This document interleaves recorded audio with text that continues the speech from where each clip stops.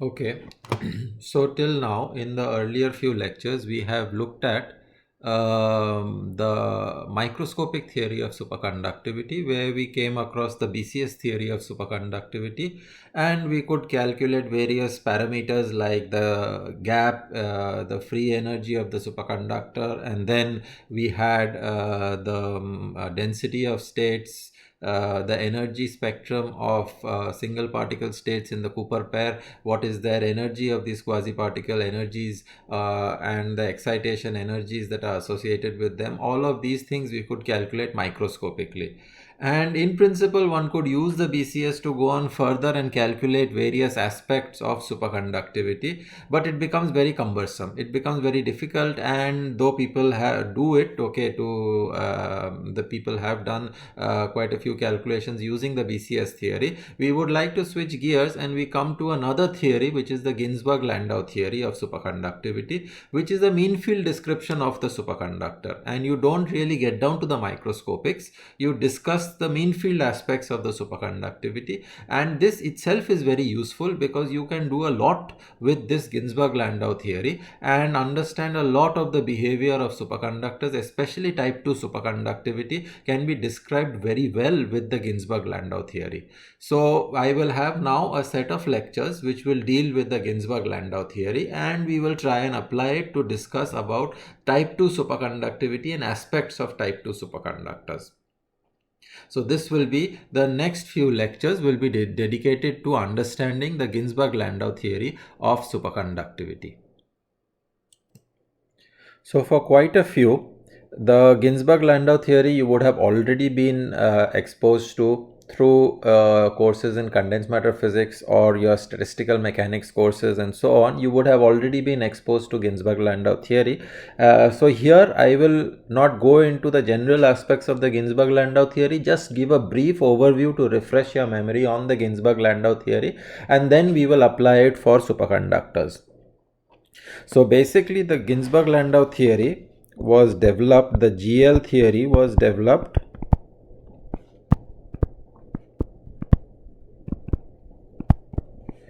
to describe phase transitions.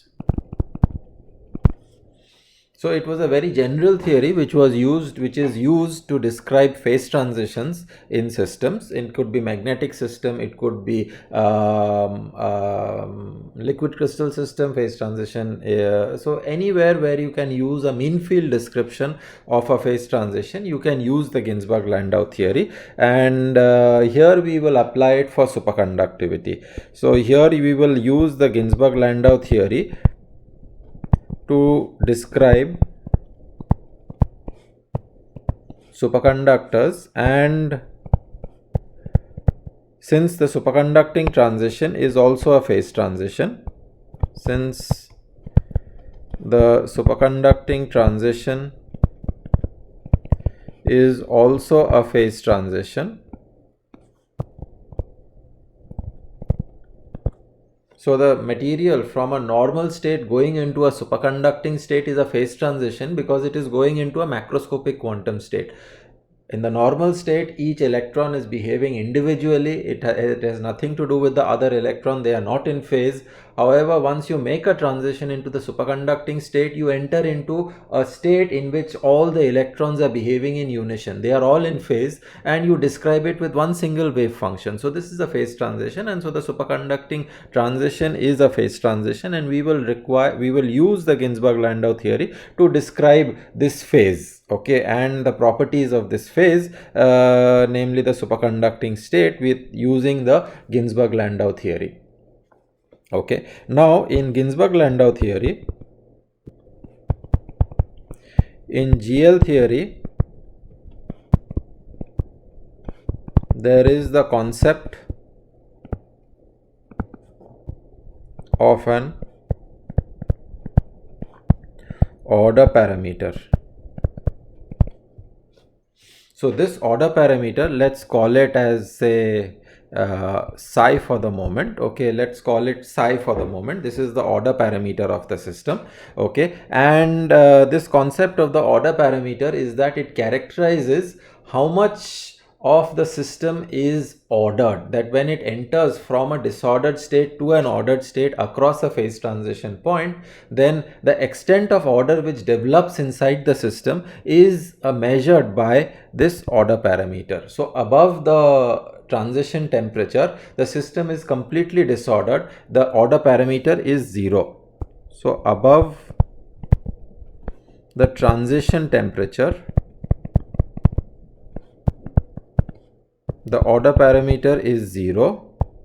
Below the transition temperature, the order parameter takes on a non-zero value. There is a spontaneous symmetry which is broken inside the system, and the system goes from a disordered, completely disordered state, which is sort of isotropic symmetric in that sense, and then that symmetry is broken once it enters into the ordered state.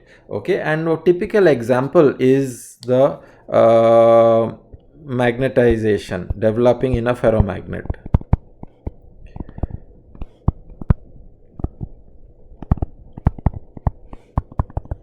Ferromagnet below the Curie temperature Tc. So at T greater than Tc, the material is paramagnetic, namely the magnetization is 0. The magnetization is 0. At T less than Tc, the material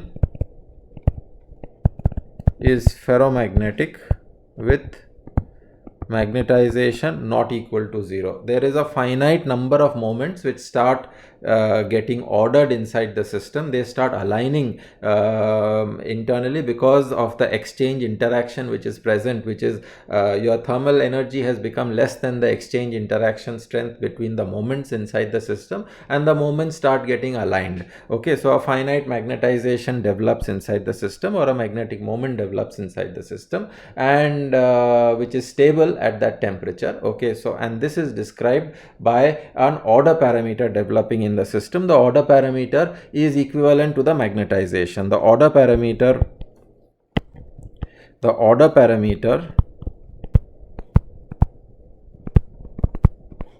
psi is equivalent to the magnetization which develops inside the system. So if you have say you are looking at the magnetization as a function of temperature, then above Tc the magnetization is 0. So this is your transition temperature Tc. Above Tc the magnetization is 0. So this is the paramagnetic state. Pm represents the paramagnetic state, and then below Tc the system develops a finite magnetization. Okay, so this is the ferromagnetic state, that at T less than Tc. Now it could be positive magnetization, or equivalently it could be also a negative magnetization. Both these states are allowed. Okay, and this is the ordered state. This is your ordered state,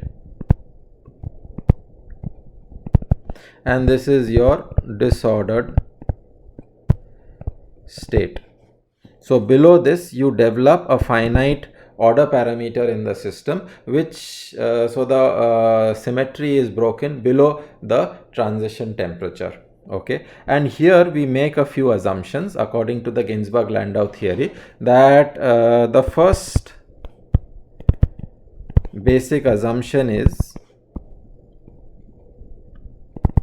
that the free energy of the system can be expanded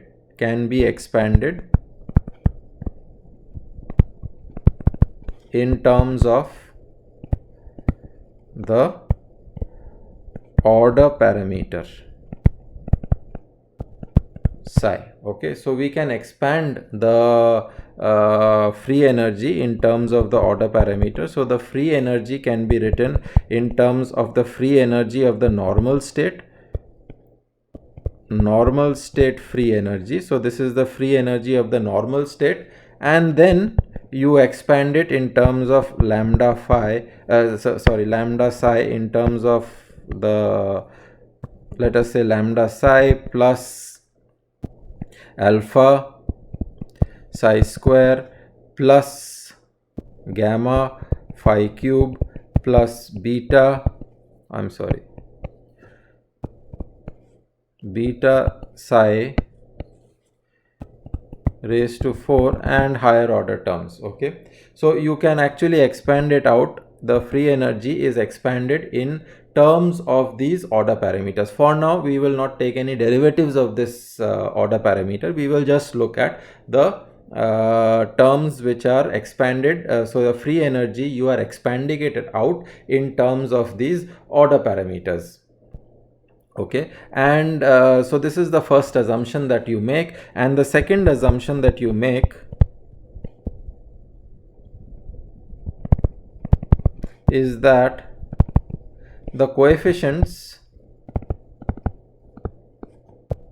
are temperature dependent.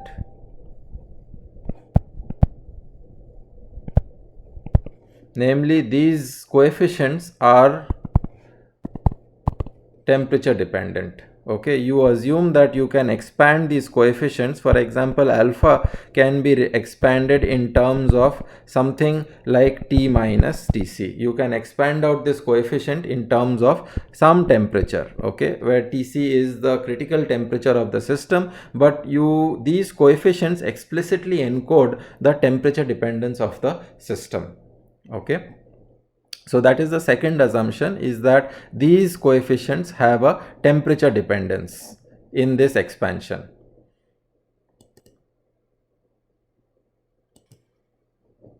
Now, below the transition temperature, any phase that develops inside the system, any ordered phase that develops inside the system is an equilibrium phase, and that equilibrium phase is going to be defined by minimization of the free energy. So you have to actually show that delta psi by delta, the free energy, the derivative of the free energy with respect to the order parameter should be 0. This will be the condition for equilibrium phase to develop in the system. Okay, so whether it is some magnetization which is developing in the system, okay, either situations have to be described by showing the minima of the free energy. Okay, so and that minima of the free energy requires the condition that delta F by delta psi has to be equal to 0. Okay, now if I use the above expression of the free energy which is shown here, so if I take the above expression of the free energy and I work at T greater than Tc, at T greater than Tc, if I use the above expression and I take the derivative of the free energy,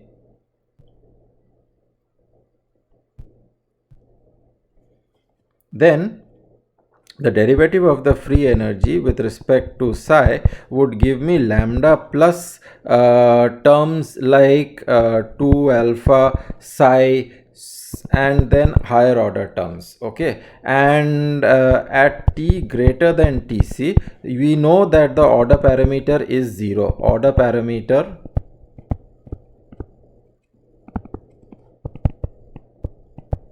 is 0 by definition. There is no order parameter that you can define above the transition temperature. So in this situation, for psi equal to 0, delta F by delta psi is equal to lambda. Okay, for psi equal to 0. Okay, for psi equal to 0, this would give lambda. And so for having a minimization, lambda has to be equal to 0. You cannot have a finite lambda inside the system. So basically the free energy of the system should be as alpha psi square plus gamma psi cube plus beta psi raised to 4 and so on.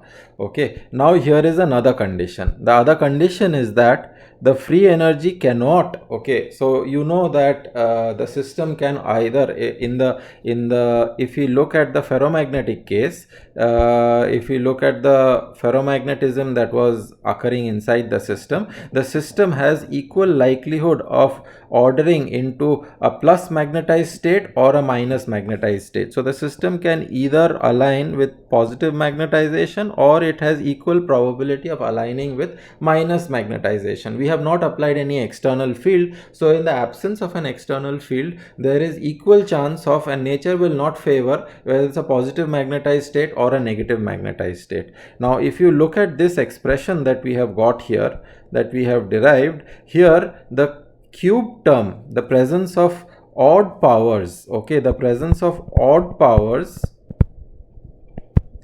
will favor a negative ground state, because if I take psi to be minus psi and psi becomes very large,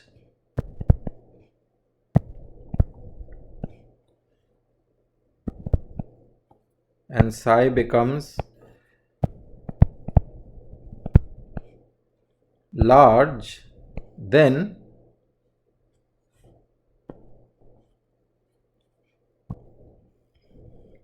this state gets favored. So a negative psi becoming large is favored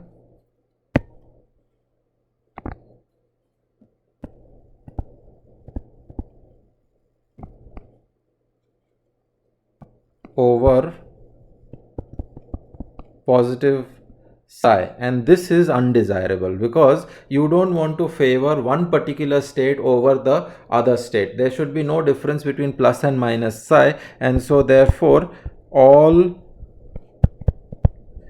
coefficients of odd powers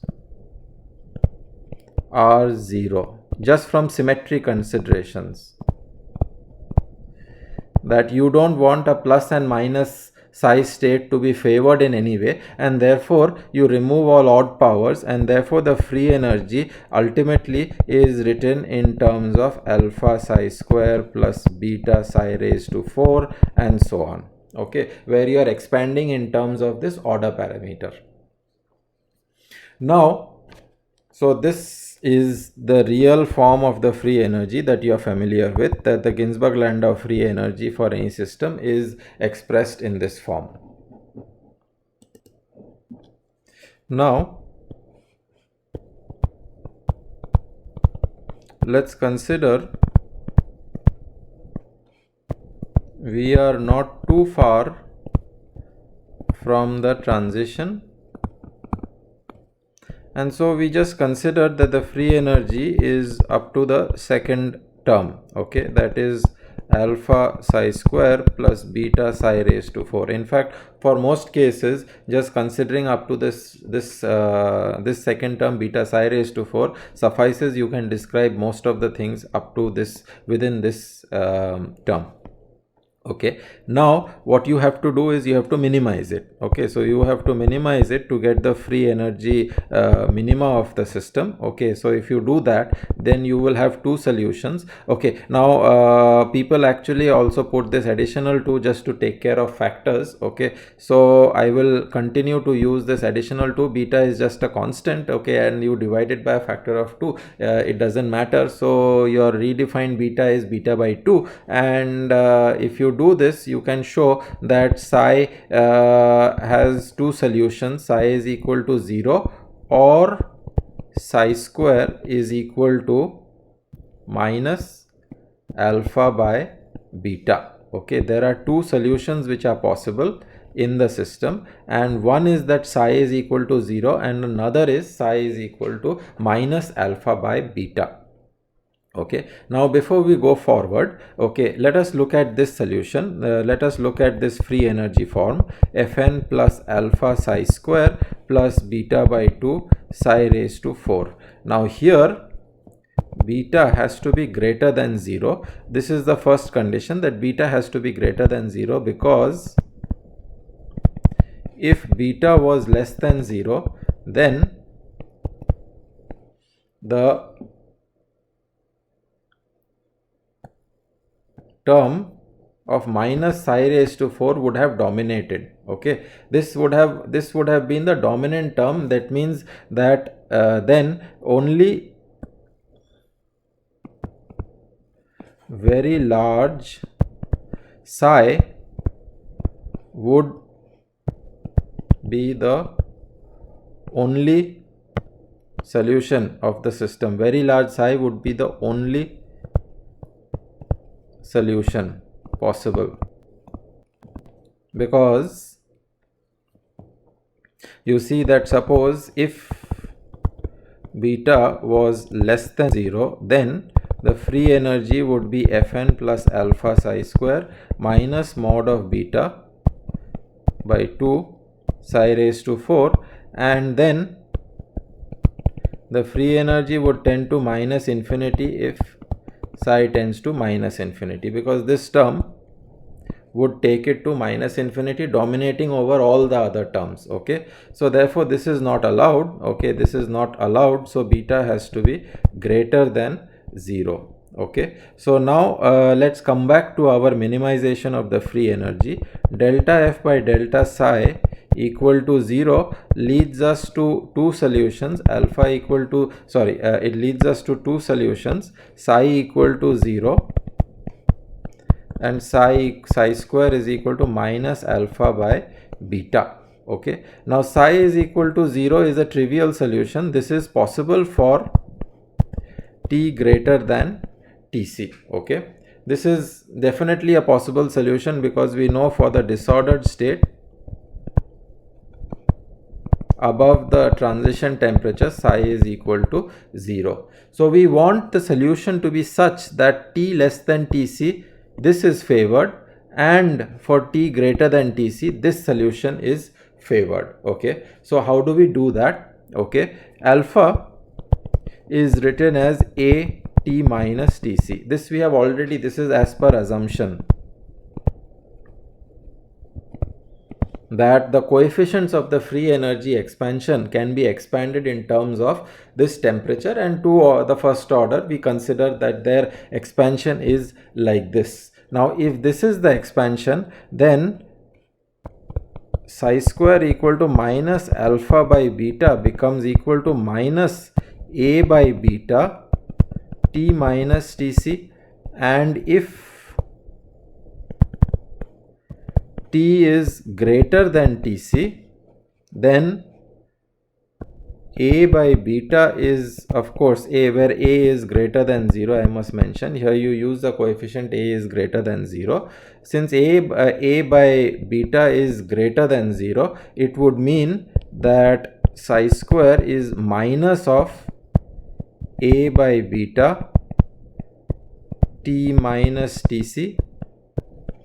Okay, and therefore psi would become complex. Okay, which is not a physical solution.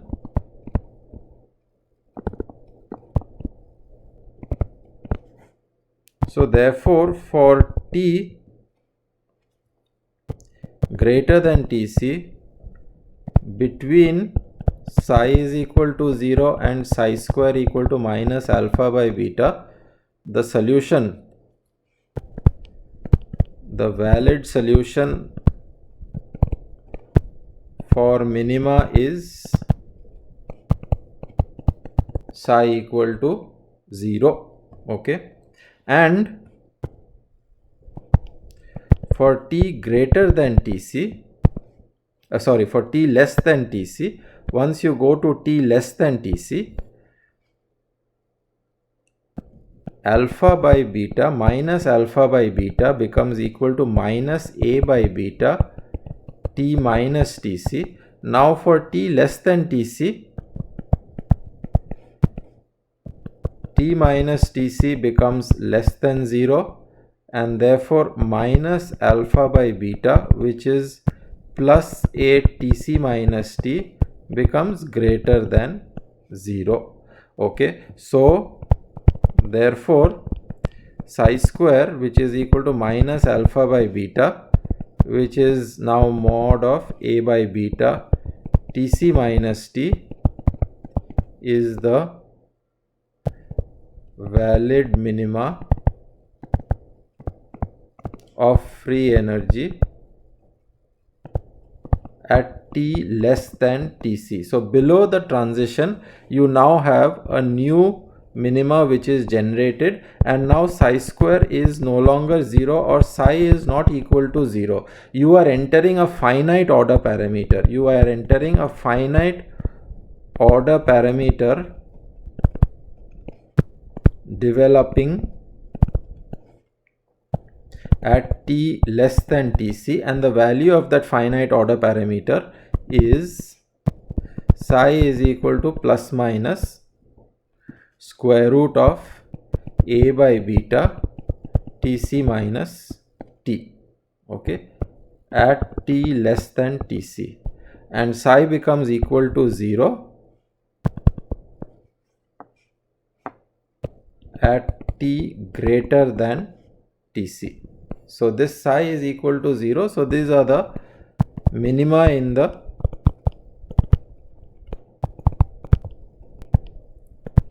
free energy. So psi equal to, in the context of magnetization,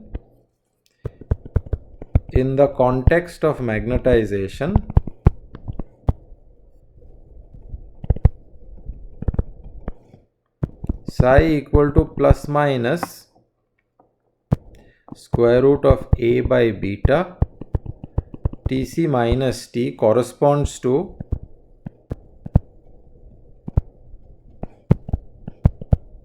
magnetization up or magnetization down states. Both of these are favored. Okay, so you can either have magnetization which is oriented in the up direction or magnetization which is oriented in the down direction. This is the order parameter or the ordered state which is developing below the Curie temperature. Okay, and if I substitute this minima of the free energy in your if I substitute this value of this free energy in your free energy expression, the value of this minima in the free energy expression, F is equal to Fn plus alpha psi square plus beta by 2 psi raised to 4. If I substitute the value of this free energy, which is plus minus square root of a by beta Tc minus T, then this will be, or you can actually put it back here. If you can actually see that psi square is equal to minus alpha by beta. This is the valid solution for T less than Tc. Okay, this is the valid solution for T less than Tc. So then the free energy becomes Fn, I'm sorry,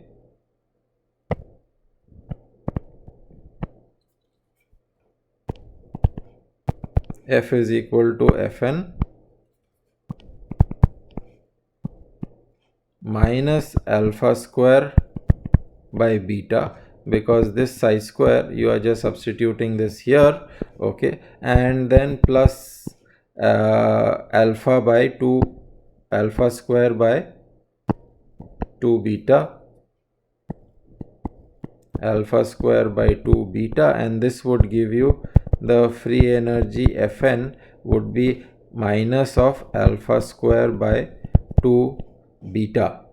Okay, and this would be nothing else but Fn minus a square by 2 beta T minus Tc the whole square. Okay, so if I plot the behavior of the free energy, then the behavior of the free energy would look like the following. If I plot the behavior of the free energy in terms of the order parameter,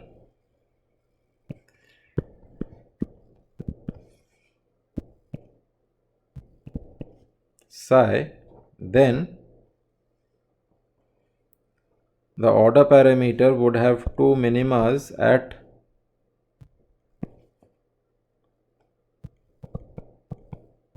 minus psi 0 and plus psi 0.